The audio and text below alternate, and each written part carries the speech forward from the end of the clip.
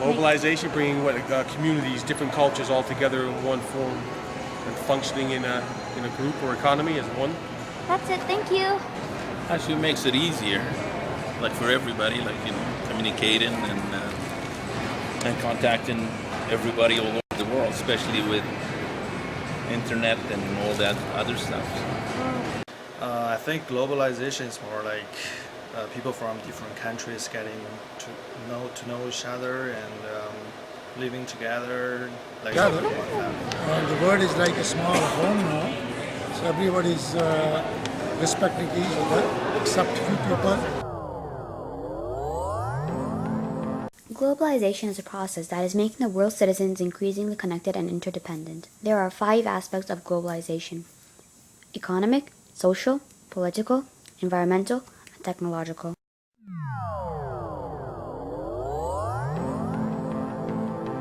Really affected me in ways like the choices I make in life, like what type of music I listen to, what type of food I eat, like what clothes I wear, what movies I watch, like many things, like especially entertainment. And before, when I was little, I used to wear everything that my mom told me, and most of it was traditional. But now, now I make my own choices in what to wear and everything. I don't really listen to my mom anymore. So, pretty much.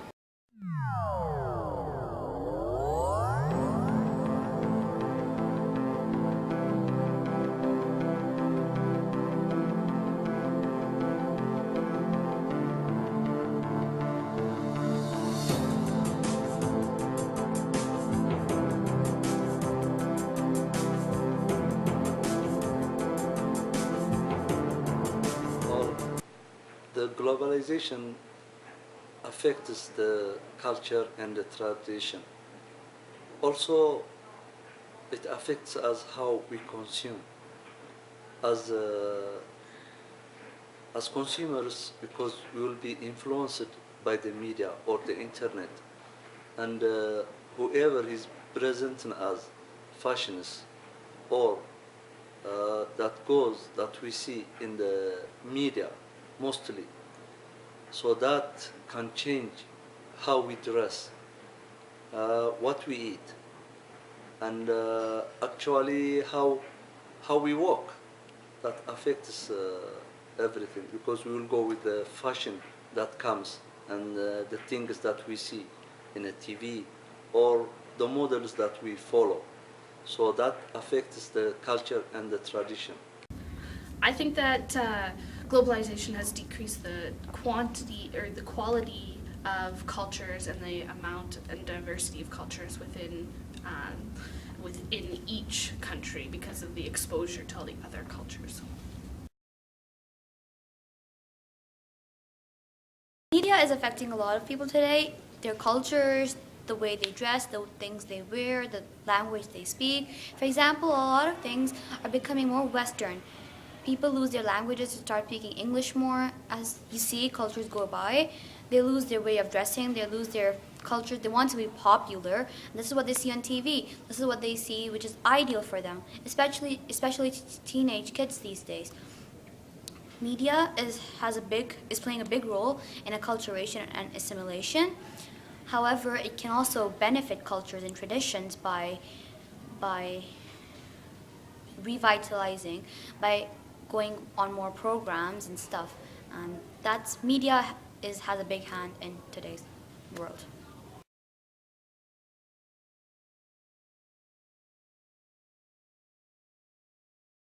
When it comes to historical globalization, I think it greatly impacts where we are today, partially because people that were in certain parts of the area or certain parts of the world are now in places that they never ever imagined themselves to be in. There's also negative stipulations in terms of how historical globalization has impacted people even today. If you look in Canada specifically, the Aboriginal people that were in Canada before colonization, they're still negatively impacted by the effects of globalization and colonization itself, and are still discriminated against because of that. Even if you were to, like, I'm originally from India, but because of the globalization that happened in India, the colonization, sorry, that happened in India, my family came here, and now I identify myself as Canadian versus Indian, which isn't necessarily a bad thing, but I've kind of lost touch with a lot of my roots as a result. So even though it was part of the past, in terms of colonization and globalization, they really impact what's happening today. Because if it wasn't for the fact that people went to different parts of the world and realized that there was other people there, a lot of mixing wouldn't have happened, and we wouldn't be here today.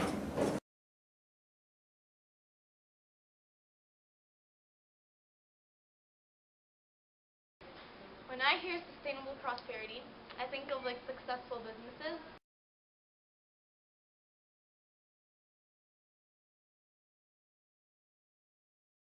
Alright, so my opinion on the Industrial Revolution is pretty much neutral. I think it's a negative considering that how many rights were violated. And it's positive because thanks to the Industrial Revolution we have all the gadgets we have nowadays. Without it we probably wouldn't have developed as much. Yeah. Transnational corporations are corporations that operate in 2 or more countries. Some say that TNCs can help to reduce poverty in less developed countries by bringing wealth into a country through employment and investment, by providing jobs either directly in the subsidiary or indirectly through the growth of local businesses that provide goods and services to newly employed workers who can now afford them, by passing on expertise in their field and increasing a country's human capital. Some TNCs provide training and education for employees, creating a more highly skilled labor force. TNCs paying taxes to the host country's government also helps some less developed countries. However, some say that TNCs can do harm in less developed countries by employing managers from other countries by employing manual labor from local communities and paying them low wages, by using capital-intensive production in which most work is done by machinery instead of using labor-intensive production in which most work is done by hand, using their influence over a country's government to gain subsidies and grants or exemptions from taxes or environmental laws, and ignoring human rights issues, for example, by not allowing their workers to join trade unions or by buying materials from factories where child workers are exploited.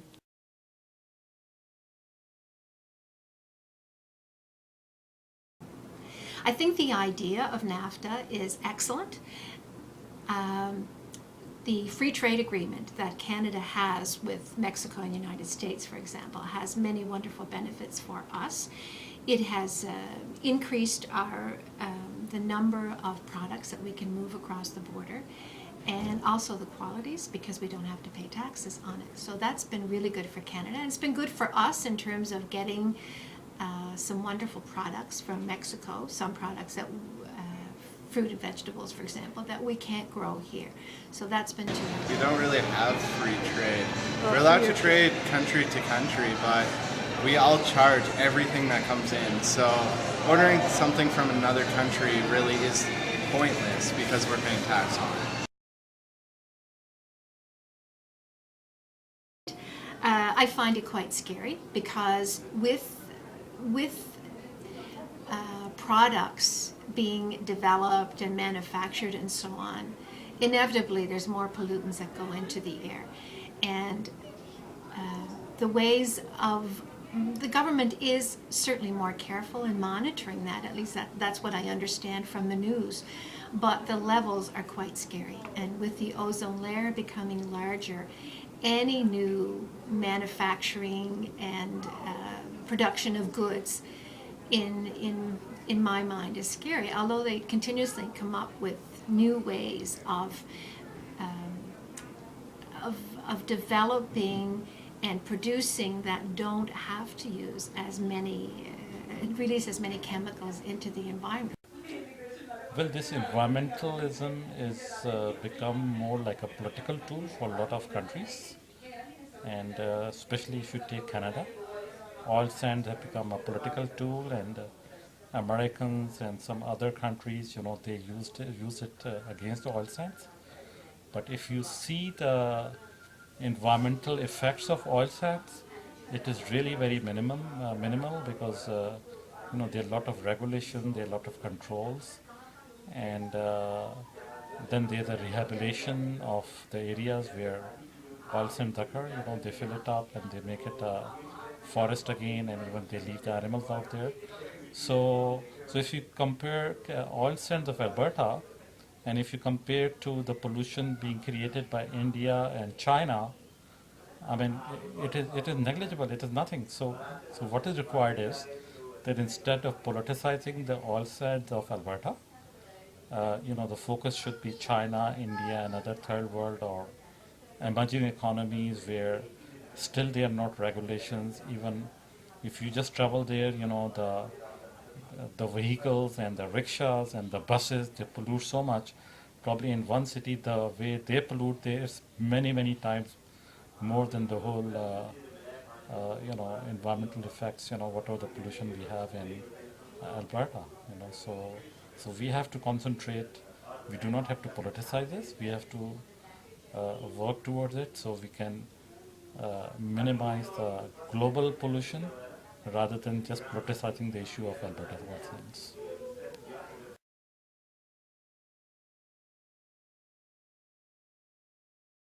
Out, and I think that's one way that globalization has helped people.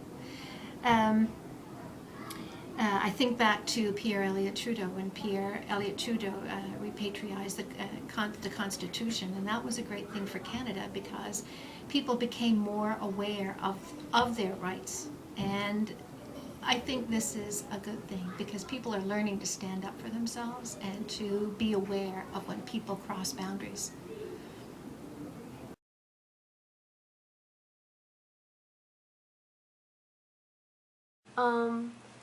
Ways that I could be a responsible citizen would be to pay my taxes, to be good-natured, to take care of the environment, to respect everyone so that everyone could have their own human rights, to let people practice their own religions and be peaceful.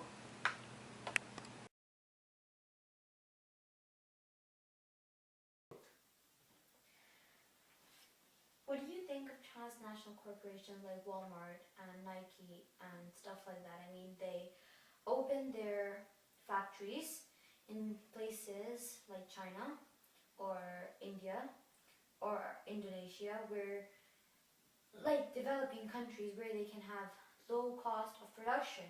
For example, they make their workers work overtime, they have child labor, and then yet they also pay them below what they're supposed to get paid, below than average really actually, even looking at the time they put in.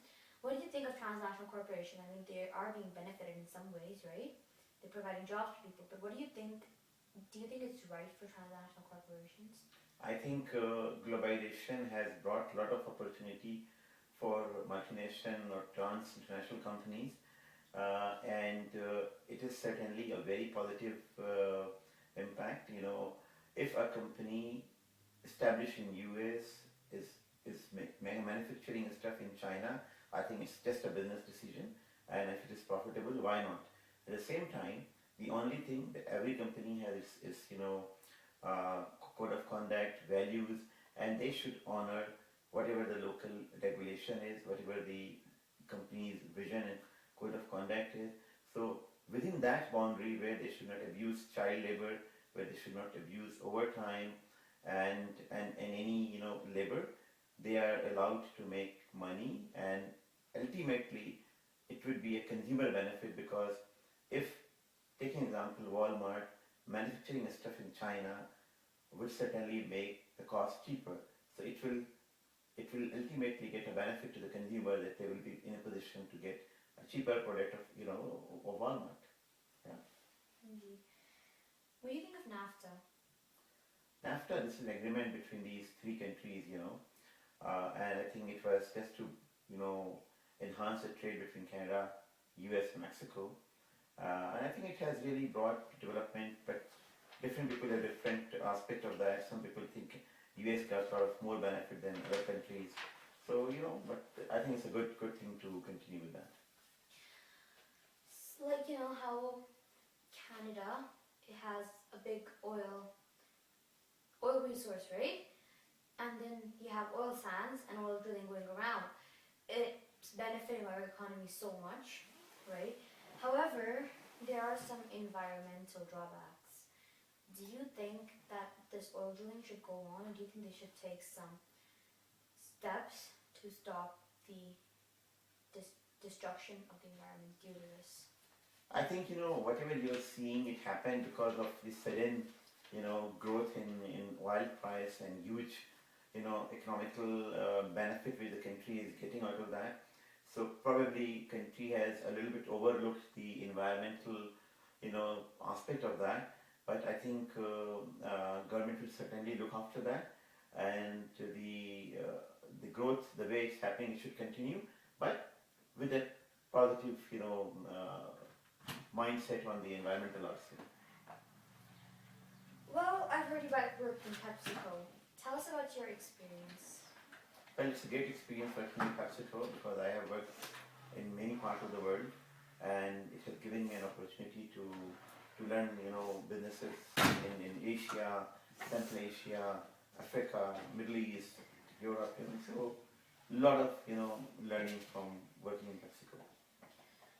What type of industries are there of PepsiCo? Well, PepsiCo has beverage and food industries around the world. It has different model of working. We call it FOBO, KOBO, and KODO means FOBO is a franchise-owned bottling operation, whereas KOBO is a country-owned bottling operation, and KODO is a country-owned distribution operation. So in different countries, PepsiCo based on the commercial decision that whether Pepsi needs to put up a plant in that country or can get a good franchise partner and then bring their product and make business. So depending upon each country's requirement. What type of business industry is there in Saudi Arabia? Saudi Arabia is now actually getting into a lot of industrialization. Earlier it used to be only packaging sort of stuff, so most of the manufacturing happening in different part of the world, and then it was brought into Saudi Arabia just to pack in a small package and sold. But now Saudi Arabia is getting into industrialization and a part of oil industry.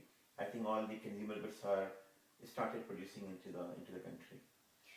Are the workers in PepsiCo protected by unions in Saudi Arabia? Well, Saudi Arabia, as you know, due to the different setup of government, there is a monarchy in that country. So you don't really see you don't really get into the union and labor unions there. There is a separate labor law which is governed by the Saudi government, and PepsiCo follow that requirement, and that way it works. What about human rights in Saudi Arabia, in PepsiCo, in your company?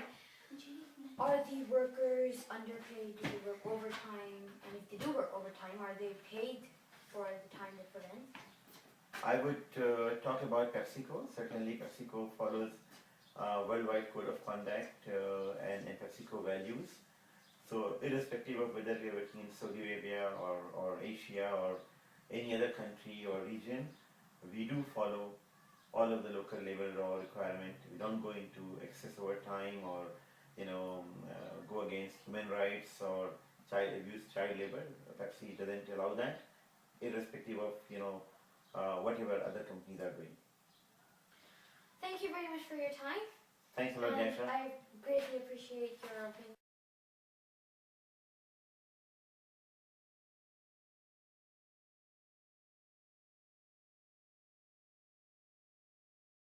I am from Lebanon. I'm from Canada. I am from Turkmenistan. I am from Pakistan. I am from Yemen.